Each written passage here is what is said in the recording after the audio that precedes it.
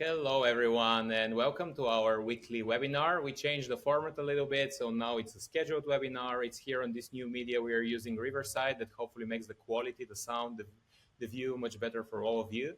And I'm highly excited that we are forming what we call the biggest national startup conference. I'll never get tired of repeating that. It's 8th till 10th of November. We are going to be, actually, I'm giving away where we're going to be. We have special information later, but as you can see already on our title slide, we are going to be in the Sofia Event Center. I think this is the big news that maybe some of you are guessing. Many of you actually guessed correctly in our weekly quiz, so I guess it wasn't a huge secret, right? Or it was easy to guess.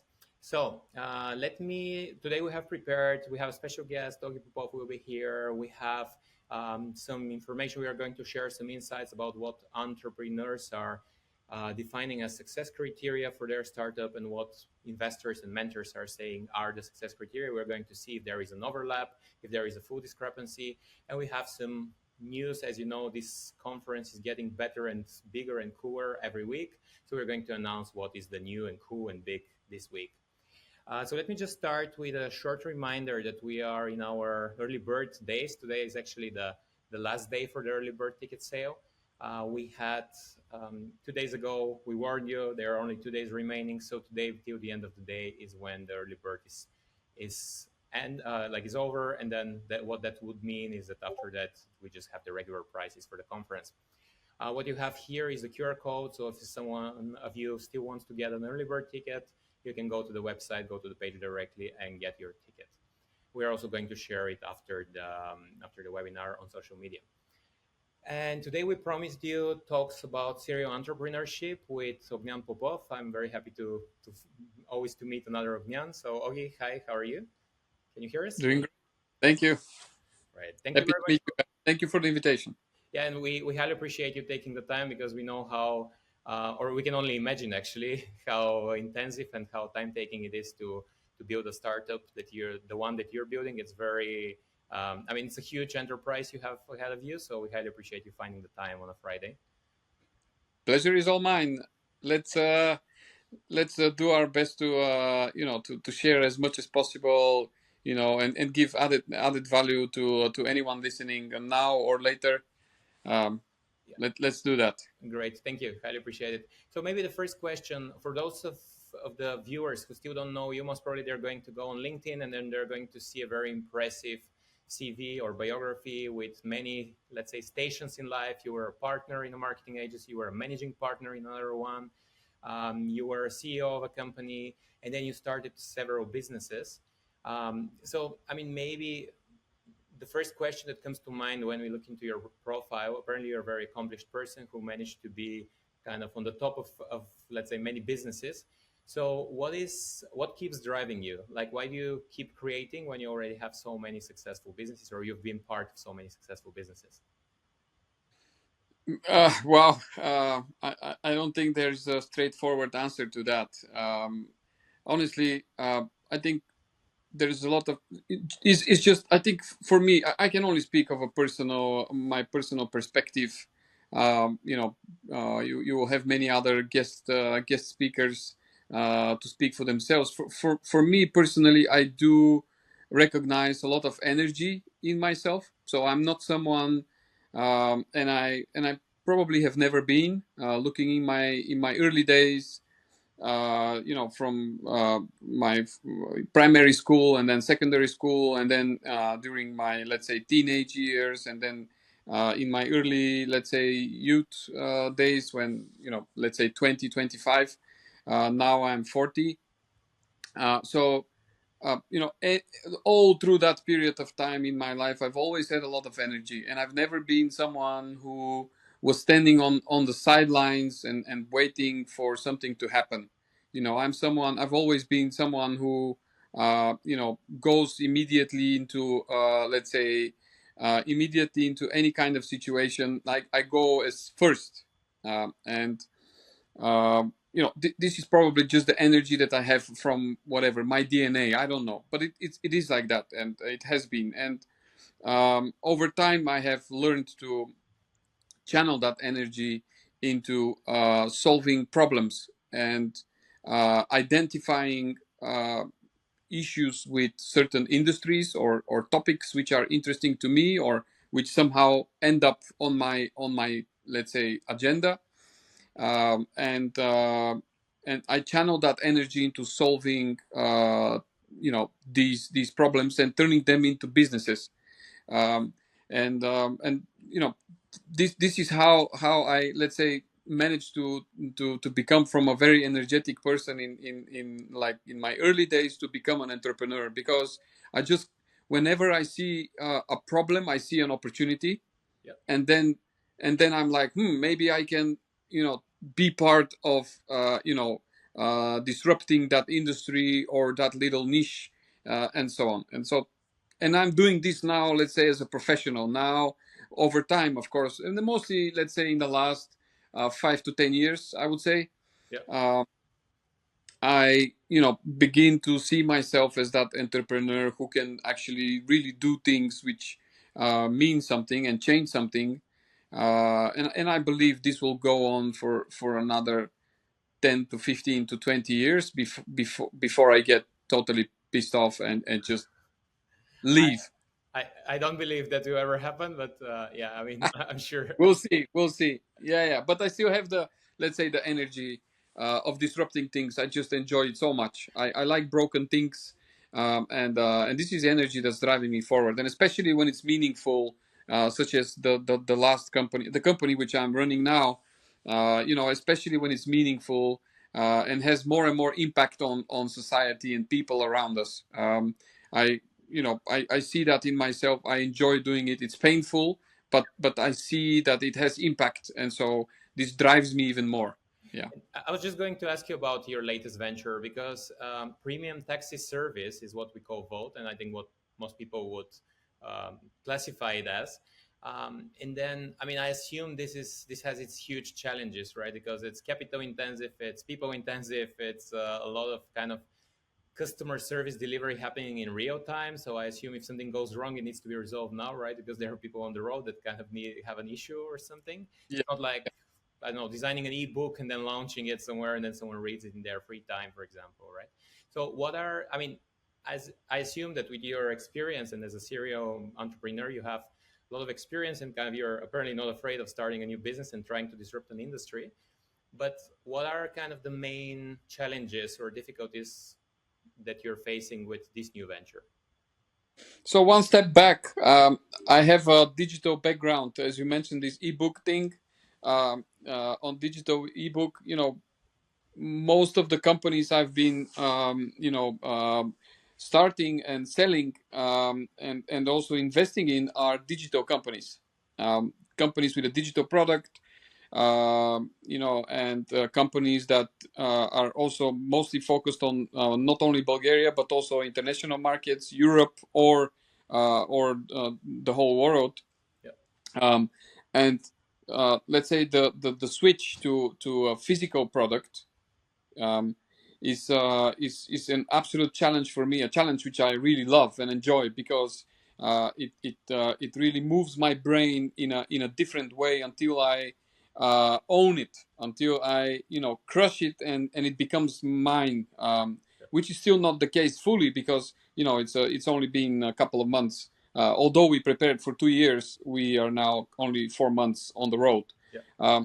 But the switch from digital to physical is a very profound impact on how you run even the business and how you do everything.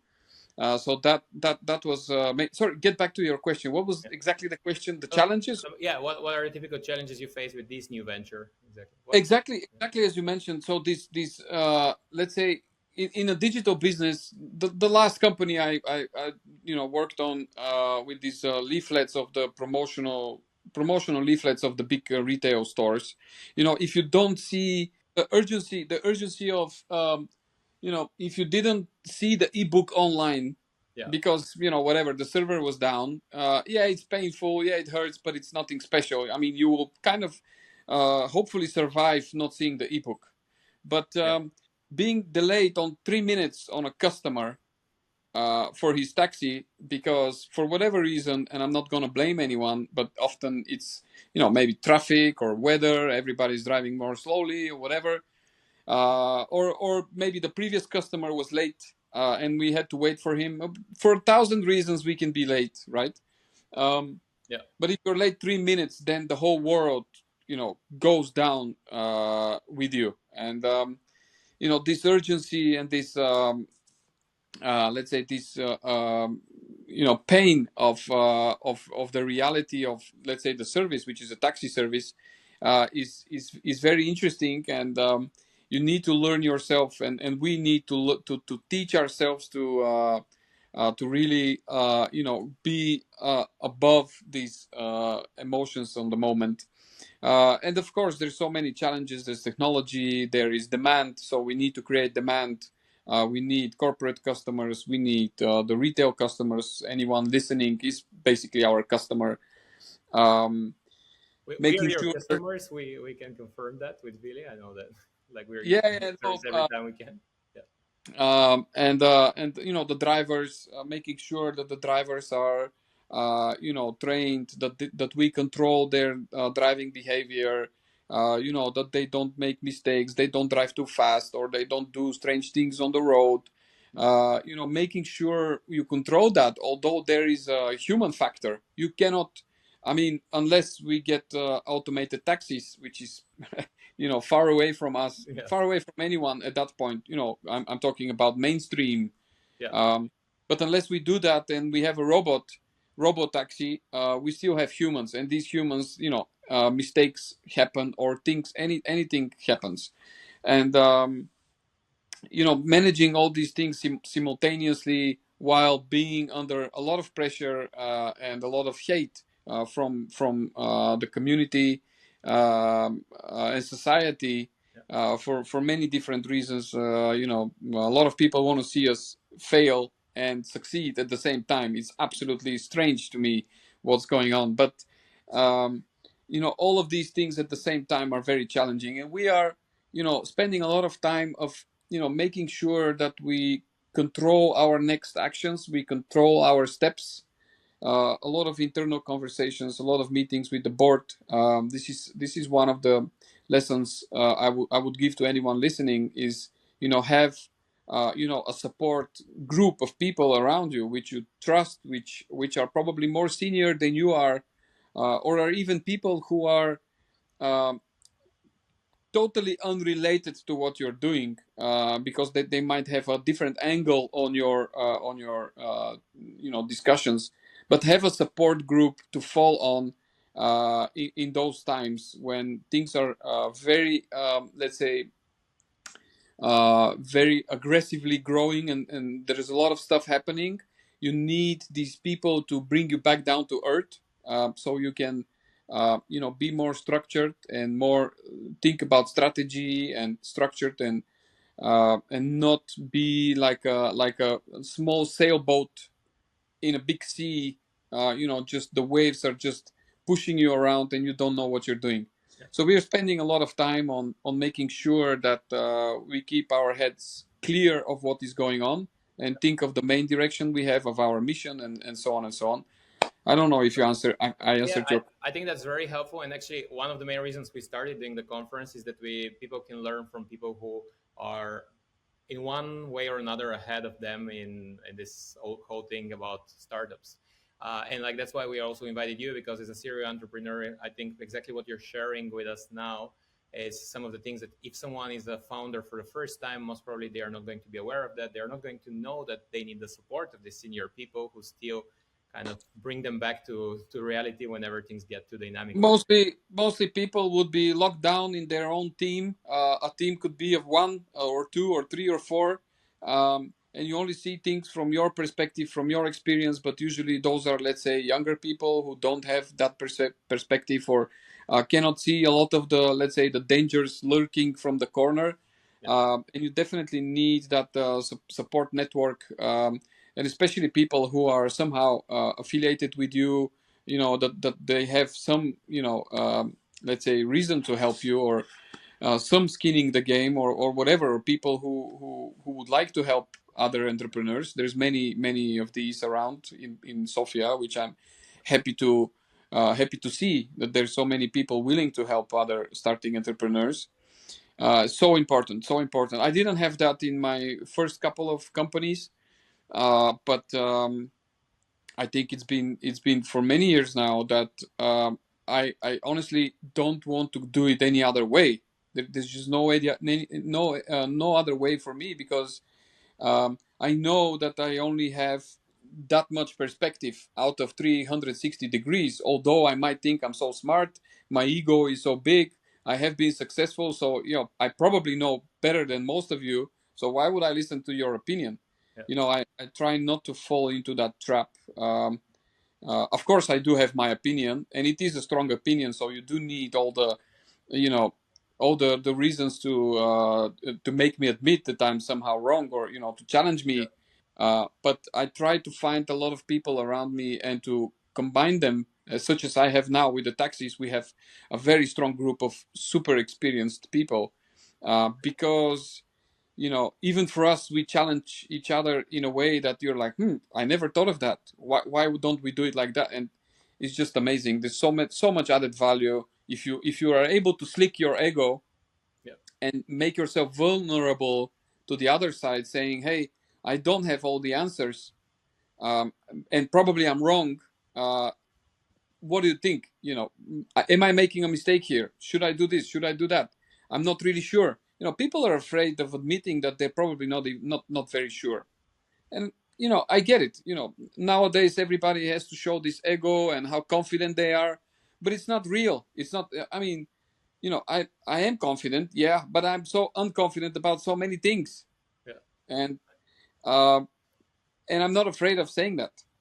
So and I honestly enjoy it, because this is the only way I can learn. If I always say I'm right, I'm right, I'm right, Yeah. It's difficult. Like, people stop giving you advice if you always believe you're the right one. yeah, Uh, for sure.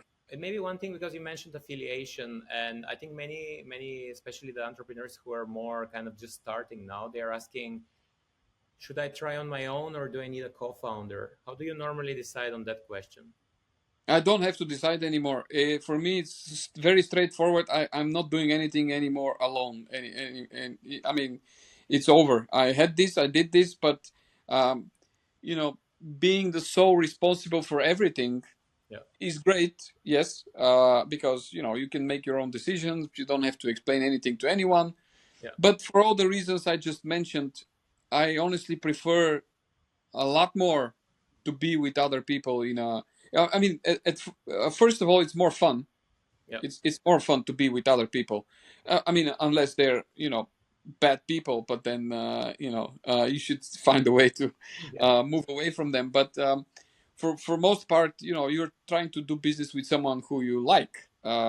It's either a friend or a colleague, but someone who you enjoy talking to. Otherwise, you wouldn't be doing business with them.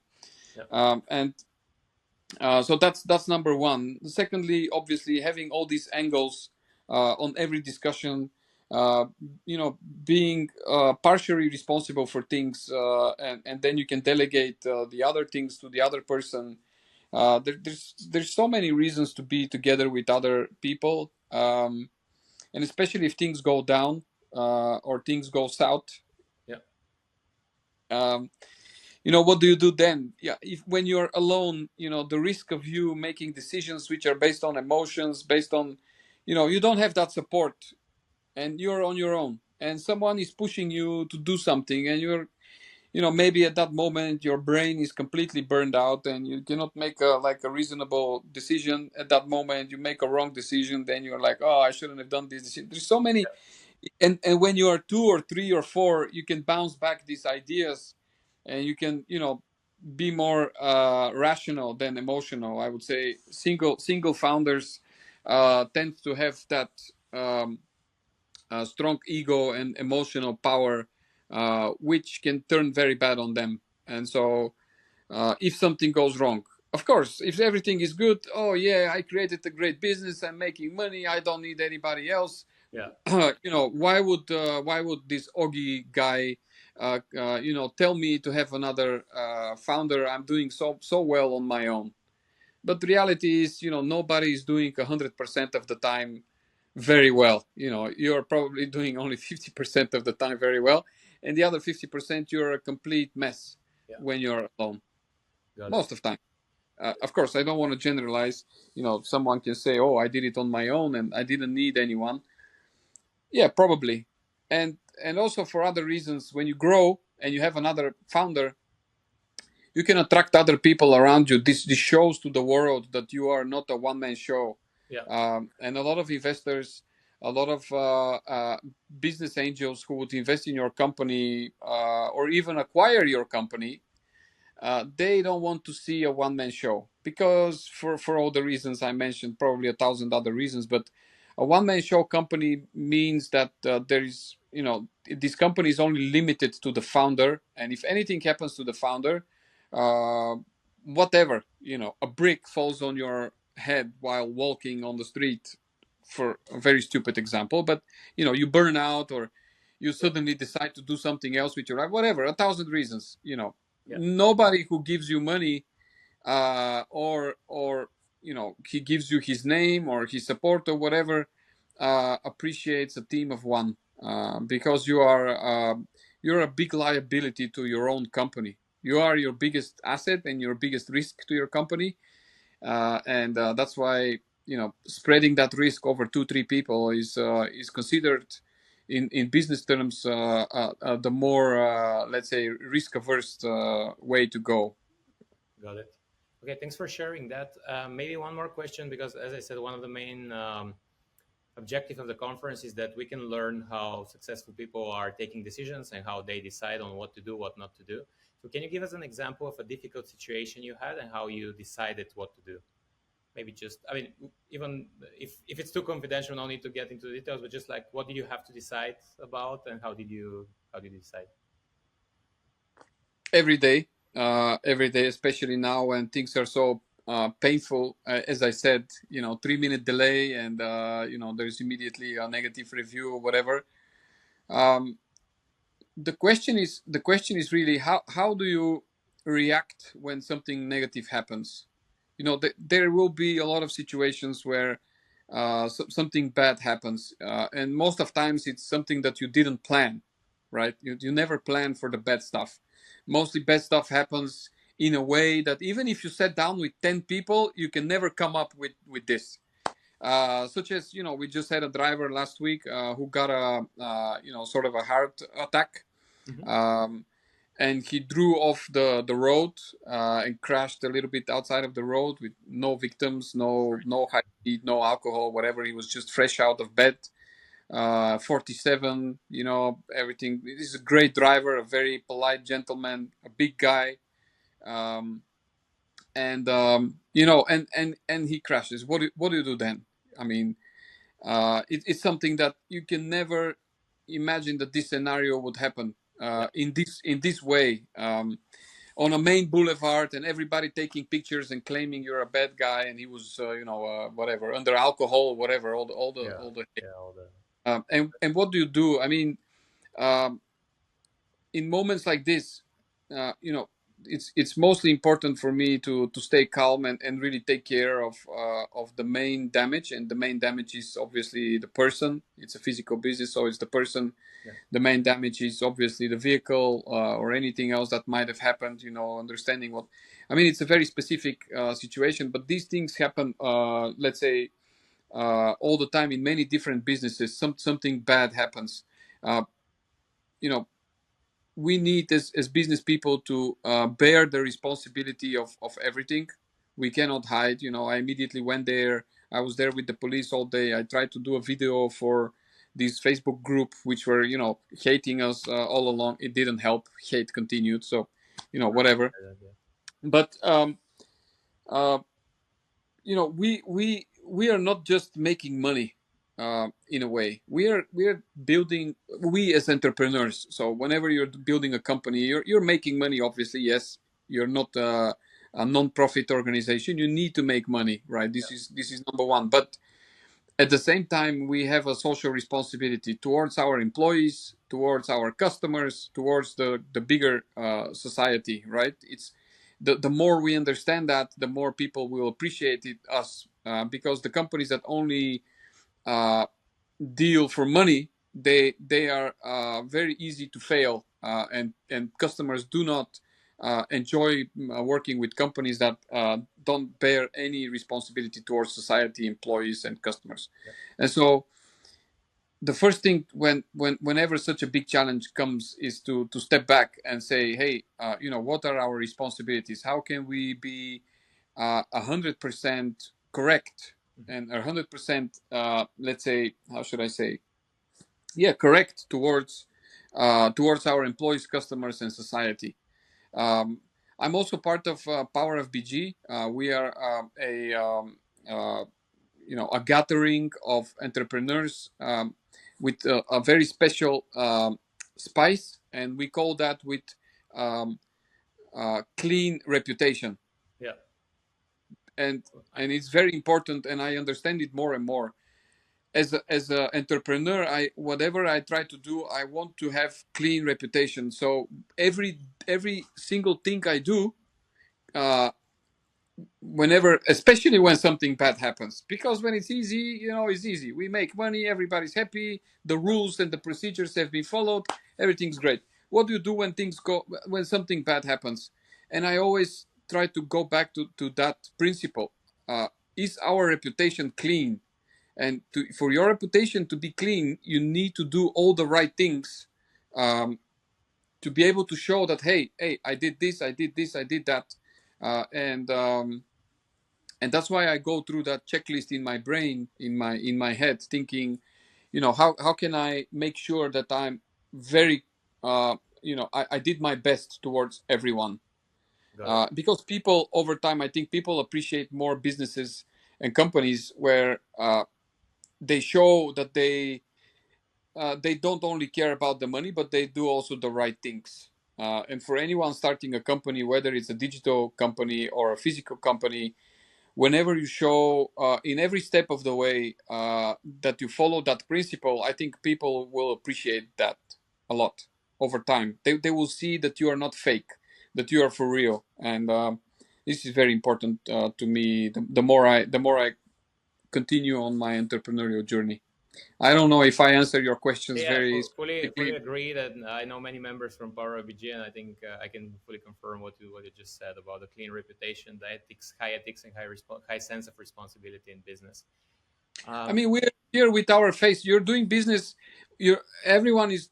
You think you're launching a product, but you're actually selling yourself. It's your face. Uh, everything you have. It's you're selling yourself in a way. And that's true. if your reputation doesn't precede you, or if you know if there's a lot of background on your reputation, people won't be willing to do business with you.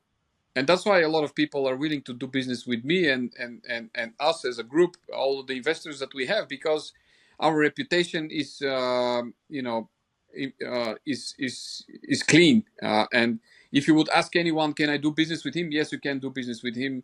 Go ahead, don't worry. They have clean reputation. And I think everyone should really think about that a lot whenever they do business. It really helps a lot. Yeah, yeah, fully agree. And maybe one last question here, because I think what is important in the beginning, you said something very important. You love to solve problems, disrupt industries, and so on. So considering now the vote premium taxi and disruption of industry, what is the level of ambition? What can we expect in 2 years, in 5 years, in 10 years, maybe? So our main mission is to deliver a quality service to the citizens and the guests of Sofia, right? Sofia. Okay. And it goes very far, because now when someone lands on the airport, they are attacked by some taxis which are riding on a different fare, or asking them, let's say, 50 euro to go to the city center or whatever. uh, you know I hate that.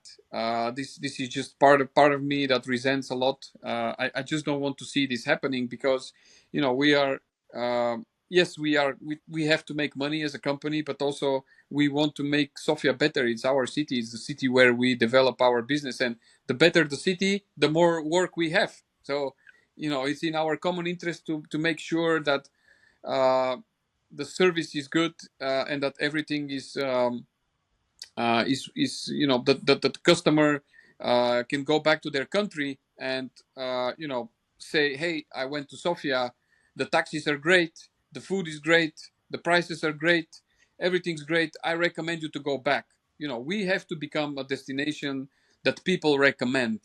Yeah. And we are part of that wheel. I'm not the mayor of the city, obviously, but I'm part of the people, part of the one of the companies. We are one of the companies that is responsible for making sure that the guests and the citizens of Sofia are having a better life here.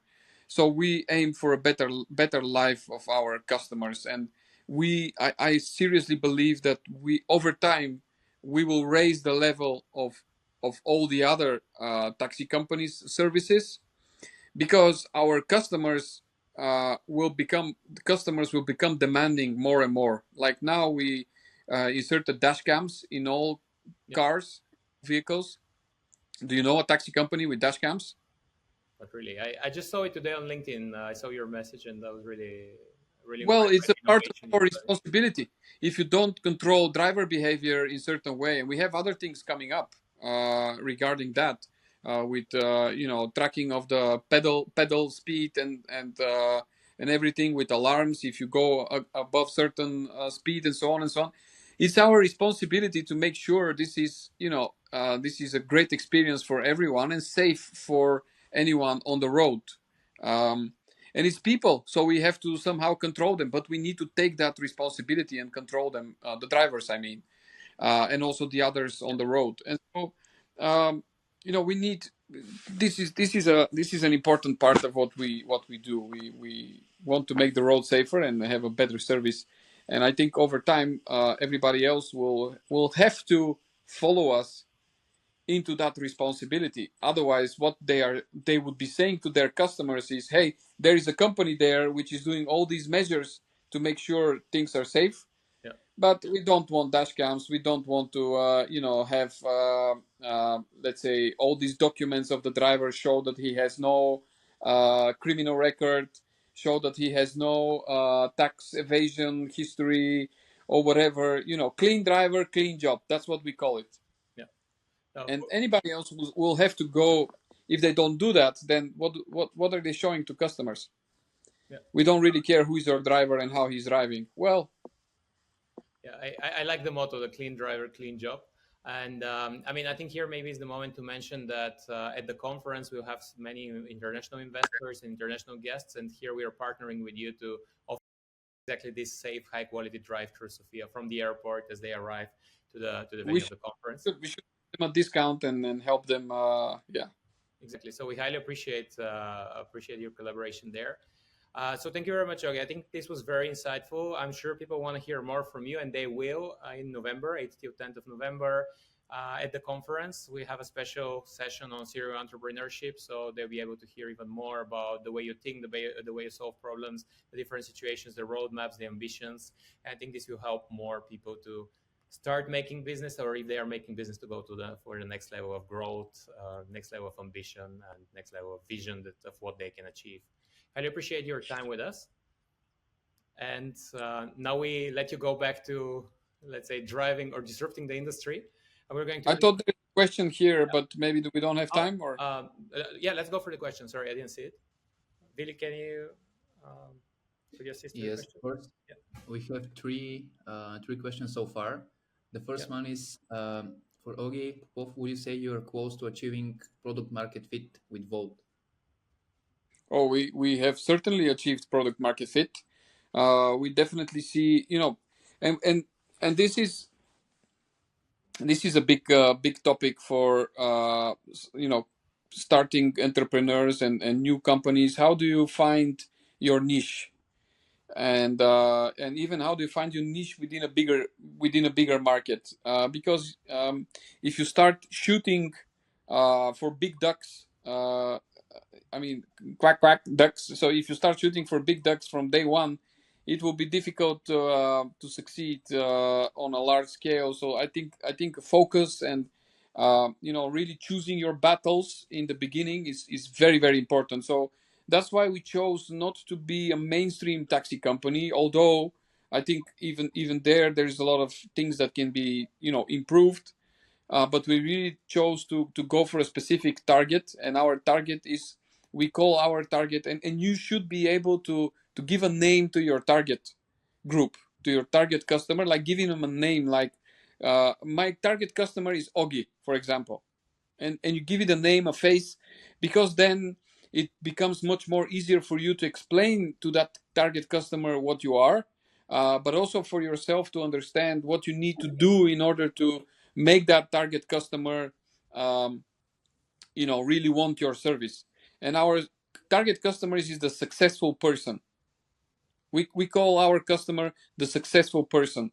And when you say the successful person, that immediately excludes people who are not ambitious enough in their life, and they don't want to appreciate an extra service, and so on and so on. All the reasons that come, all the things that come behind the name, the successful person. So anyone should try to explain their customer with, let's say, like a name, and that's for us the successful person. And yes, I think the successful person more and more understands that we are a different kind of animal. We provide a service, our vehicles, our drivers, all the details that we try to fix and to create for new things, uh, in order to make sure that whenever our customer goes with us, and the next time he goes to another provider, he can clearly say, "Dude, I'm not going back anymore ever. There is only one company for me, and I'm not going any. I will wait if I have to 4 hours, but I will get on my taxi." And of course, this is a metaphor, but Yeah. so yeah, I certainly think that our customer sees that more and more. We have more and more corporate requests, for example. A big customer of ours, there's, let's say, 10 people coming on a visit for a Bulgarian company, and they want to give them a good impression. They cannot afford to have them in a plane, in a mainstream taxi, because a lot of things can go wrong. And so they call us to fix all the transportation. So Great. yeah, definitely we're happy. We have a very clear customer in front of our eyes now. Great. Okay, other questions, Willie? Yes, we have three more. Okay, I'll try to be more short. Sorry. No worries. I'm just. we have time. Don't worry. Theodore asks, he says, "Hi Yogi, I'm curious to know your thoughts on Generation Z's business habits. About Generation Z, how do you feel about their approach to business?" And then Mario adds on that, and Gen Z's as employees. What are your thoughts about them? I hope this question is for the other Oggy. So Oggy, I let you. I let you answer For this. Oggy Popov. Yeah, I know. Joking. Right, it's a big topic. I'm not sure I will be able to reply with all the details that come up in my mind, if we have a larger discussion on that. But mainly, I think social media and all the digitization of life has created a very, let's say, wrong perspective on what it is to do business, how easy it is to do business, um, and um, and I think a lot of the young people are having a hard time, really understanding there is a lot of work needed, like massive amounts of work needed to push through and succeed. And I think social media is presenting things in a way where success is comes out of the box, but it's really not.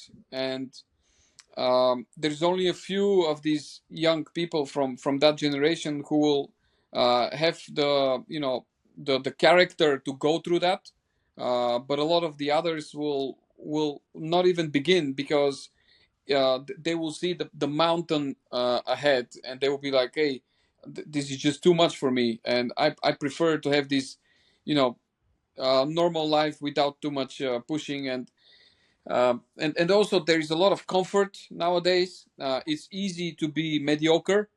You can have a salary somewhere for 5,000 leva, 5,000 leva or euro or whatever, and that makes you sit comfortably, and if you're young, that money is okay for you, and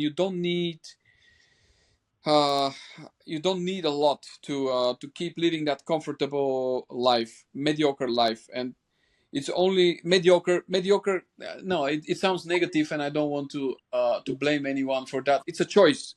But I'm saying that a lot of young people will more easily go down the road of not being too ambitious, not starting a company, or not focusing on solving problems, big problems, and really paying the price with time. It is painful when you have to work and not go and see the latest episode in Netflix. It is painful when you don't go out with your friends who are smoking all the vape, and you're so modern and doing all the stories and the TikToks and know all the jargon and all the words, um, and all the attitude. Yeah, it's painful, but um, the ones who see the opportunities, because I think Gen Z will see so many opportunities, is just mind blowing. The ones that actually catch those opportunities will have a life of challenge, and I think a life of challenge is so much more rewarding, and that's why uh, I would really appreciate and respect such young people more. I'm sorry to say, it might sound negative, and someone I, could blame me for that, but yeah. yeah, I hope we are not disappointing anyone and not hurting any feelings. And maybe last question, Sorry. okay, just because we're short of time, and like I think we can answer the rest of the questions later. I saw just a question now where people are asking you how do you go with hiring. I think you already mentioned you have found some brilliant people. I guess maybe the question is towards the expansion of your business. How are you going to find more people, and like, do you have any difficulties with that? Yeah, so yeah, again, a huge topic, but it boils down to one thing. Do you know what you want that person to do? Like, you have to be very clear on what that person has to do. I mean, it's not like, oh, we need to hire a marketing person. Yeah, great, but what is that marketing person actually going to do? How much you're going to pay them, and do you have the capacity and the focus, if you hire that person and he comes into your team, to train them and to give them all the necessary let's say tasks and delegation, to give them all the support so they can function in a proper way. And I've made that mistake so many times, to hire someone and not have a clear plan of how, let's say, to put that person in reality to actually do the work and make them successful. And so I hired them in the past, and I put them to work. And 1, 2, 3 months come by, and I'm like, why did I hire that person? Is he doing everything that I thought he would be doing? Maybe not, but did I give him support? And did I give all the tools? Um, so this is one very important thing. People hire a lot out of emotion. Oh, we need to hire someone because we are understaffed. Yeah. But then they have an issue with that person because they didn't help him. And of course, then I move on to culture fit. Do I like to enjoy to work with that person, and so on and so on. This is a huge topic. I can go on for hours on people, but most importantly, really, can I enjoy working with that person? Will I enjoy working? Do I trust that person? He will go really with all his energy to help me out, because there's a lot of people that just want to work, just to work and make some money. Yeah. But you don't need, in your companies, you don't need those people. You need really the warriors. And very early on, you have to see if that person is a warrior. If he's not a warrior, it's not your person. You need warriors. And warriors you see by someone who is like working 24/7 on your company, and he doesn't say like, oh, I had to work yesterday until 9 p.m. No, he goes to 9 p.m. and he doesn't complain, and he just keeps on going. This is a warrior. This is someone you need to keep, and even give him shares in your company. uh, but you don't need other people than that, because it's so easy to work with warriors. If you don't work with warriors, you work with people who are just there just for the numbers, and Well, that's very sooner wise or advice from later, you, Augie. And this is I going to mean, be it an seems issue. like you're surrounded by So many choose the warriors, and warriors very we early hope on. you can find even more as Vote Premium Taxi is expanding. Great, highly appreciate your time and answering all these questions.